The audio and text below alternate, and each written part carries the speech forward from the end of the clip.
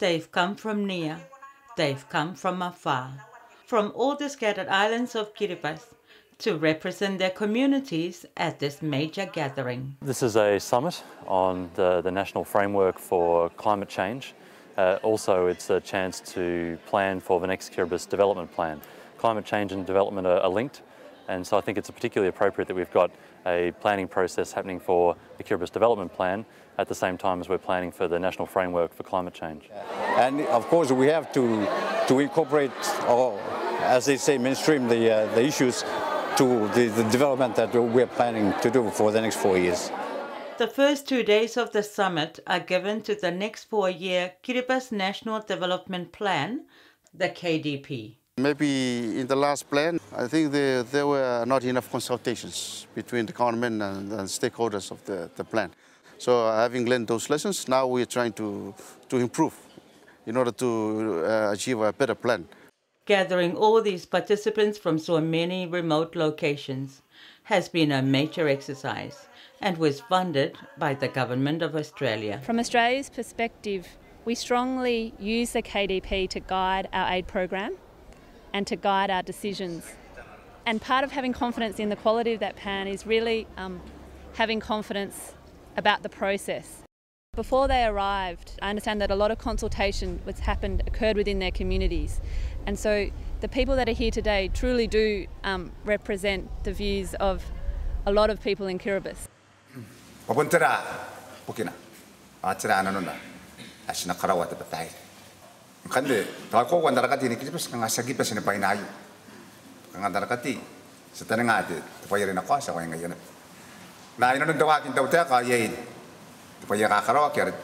plan.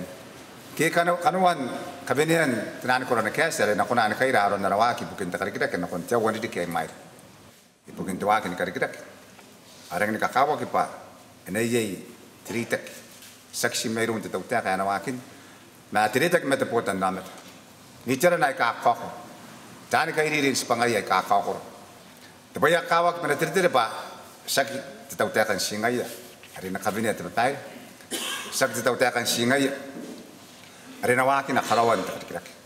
Yang kita kepada pana ikan desa di kena di dari santakin na pun. Kau ngaki ya barang nak kawa kita meroro. Ayana anawaki na no non tuwi kayo. Pa anak kau tiada kayo payah kayo. Hari nak kau kau rotoko. Na tekantan nga pa itu kita meroro. Kau nak kau na kabini tenan yang ummak kau wara nak kau na buk at tawta kayo bukin anawaki bukin tepotan tadi. First we told them what happened in the last 4-year plan. They listened. Some found it interesting, some found it a bit concerning because they know, though we have achieved something, there were also some shortfalls. We have limited resources. They are realities, you know. As you know, Kiribati has been hit by this global economic crisis in 2008. And, so that's an evidence of something that can hit Kiribati without beyond our control. And now, it's time to move on from the past to the future. It's not just been about presentations and one-way dialogue. There's been a lot of group work, and the group work has been organised in different geographic regions, and men's groups and women's groups and church groups and youth groups. And they've all gone through a similar process of helping identify some of their priorities and issues. Well, I'm really impressed by the people from the Outer Island, that they're able to stand up and share their worries, and not only that, but they question the government's development plan. Ngai ro we nangin sikiroi ti te babaro ayo basta bo ka nga puni peni ni kota kita yan ka nga nga yai ken da yan apa makoro nangin sikiroi yai ka nga ke tawana ha kinora ki ngai rang kan sta bo ba sa puni ko siroi ka nga ke. In reporting back, this man said his island was so remote they may as well be living in Papua New Guinea.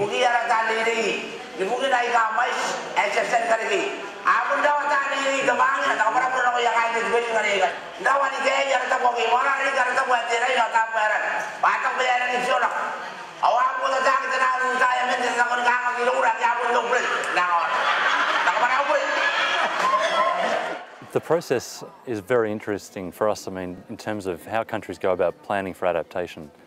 And there's no specific way to do it. There are certainly guidelines. The most visible focus of the government's work has been supporting the President in bringing this issue before the world community. Climate change is no doubt the greatest moral challenge of the 21st century. Alongside this, NGOs and youth groups have been active in bringing information to the communities.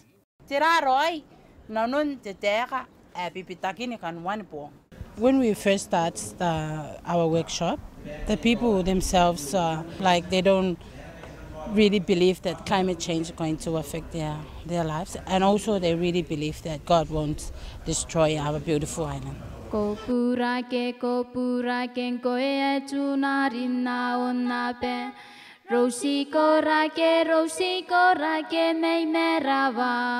coincide with the summit, Australia has supported the production of a 27-minute DVD for distribution to all island communities. It's like a beginner's guide to climate change. We've done them before, but this time we have access to the most up-to-date scientific data. Using everyday language, we explore the root causes of the problem. We also know that damaging and frightening storm surges like this are likely to increase. However, the more immediate threat to a sustainable life on our islands is the fragile water lens beneath the surface. Its vulnerability to sea level rise and storm surges and long periods of drought is already bringing hardship and worry to many communities. On one small islet in the north, the lens has become so salty that they now collect drinking water from the Babai pit. In my group, they share a lot of the impact of climate change, especially how the people struggle with their water. Overpopulation and human-induced pollution of the water lens are also worrying factors. I think they really appreciate that, finally they understand now what's going on.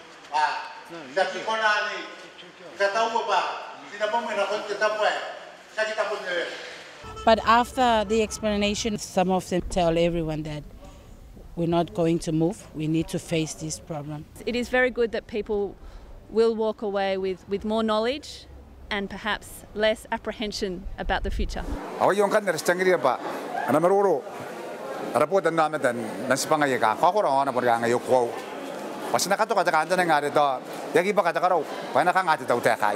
The message for all was presented by the President at the opening.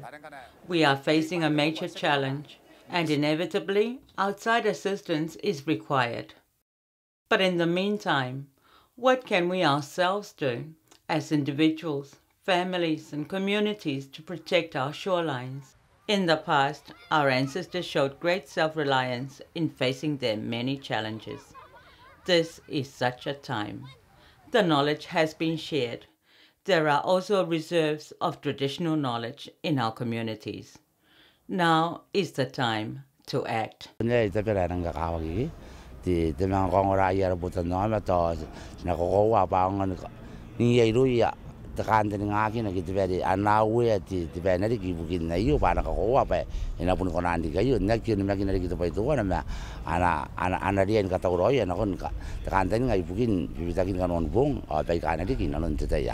After community discussion, the contributions will be returned to Tarawa. And that information is incredibly valuable, and that knowledge is incredibly important into being able to then develop priorities and come up with a plan. The process and the national framework itself will be an excellent document.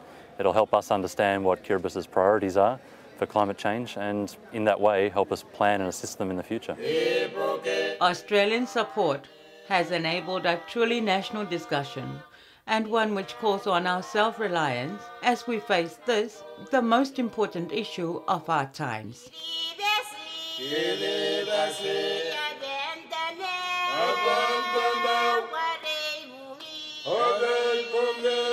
Okay,